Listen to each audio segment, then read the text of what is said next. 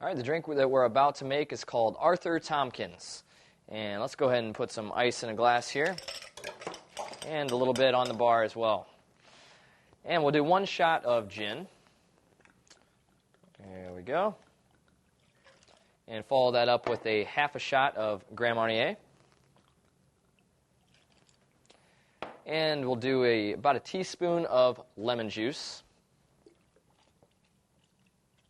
There we go. And we're going to mix this up real good here, okay? Shake it up real nice. We're going to make it nice and cold. Mix all the ingredients real well. And a little bit of water that'll tone down the lemon juice a little bit. And we're going to set up a glass here filled with ice. And we're going to strain what we mixed. Here we go. Try to get it all out there.